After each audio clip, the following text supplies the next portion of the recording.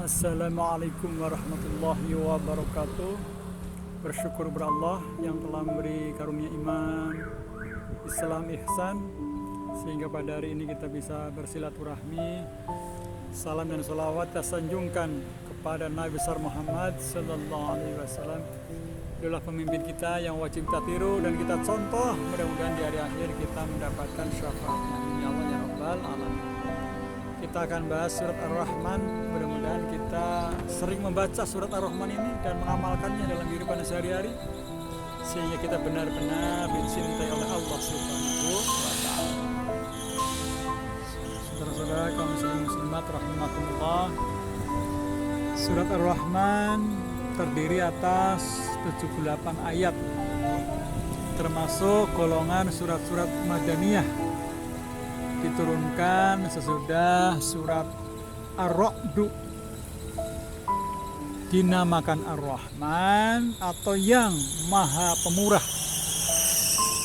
Diambil dari perkataan Ar-Rahman yang terdapat pada ayat pertama surat ini. Ar-Rahman adalah salah satu dari nama-nama Allah. Sebagian besar dari surat ini menerangkan kepemurahan Allah Subhanahu wa ta'ala kepada hamba-hambanya, yaitu dengan memberikan nikmat-nikmat yang tidak terhingga, baik di dunia maupun di akhirat. Pokok-pokok isinya pertama adalah keimanan. Allah mengajar manusia pandai berbicara. Pohon-pohonan dan tumbuh-tumbuhan tunduk kepada Allah. Semua makhluk akan hancur kecuali Allah. Allah selalu dalam kesibukan. Seluruh alam merupakan nikmat Allah terhadap umat manusia. Manusia diciptakan dari tanah dan jin dari api. Yang kedua, hukum-hukumnya. Kewajiban mengukur, menakar, menimbang dengan adil. Yang ketiga, manusia dan jin tidak dapat melepaskan diri dari kekuasaan Allah Subhanahu wa ta'ala. Banyak dari umat manusia yang tidak mensyukuri nikmat Allah.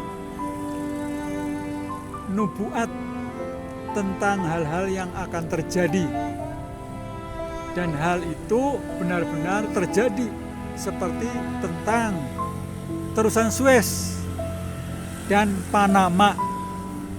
Saudara-saudara kaum muslimin muslimat rahimakumullah,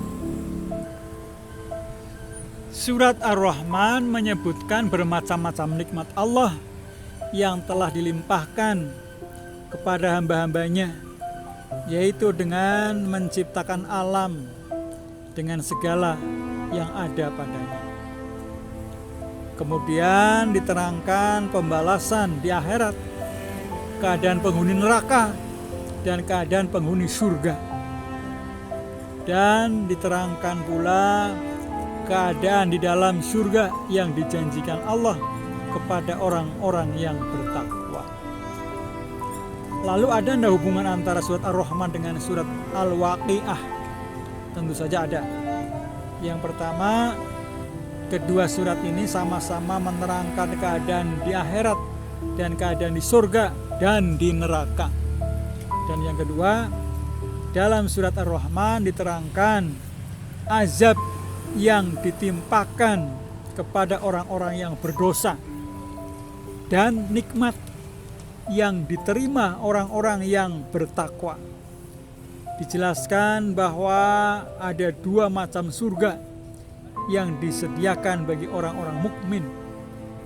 Pada surat Al-Waqiah diterangkan pembagian manusia di akhirat kepada 3 golongan, yaitu golongan kiri, golongan kanan, dan golongan orang-orang yang lebih dahulu beriman. Dan diterangkan pula bagaimana nasib masing-masing golongan itu. Itulah tentang surat Ar-Rahman, dan kita harus sering membacanya serta mengamalkan dalam kehidupan sehari-hari, sehingga kita benar-benar dicintai oleh Allah Subhanahu wa taala.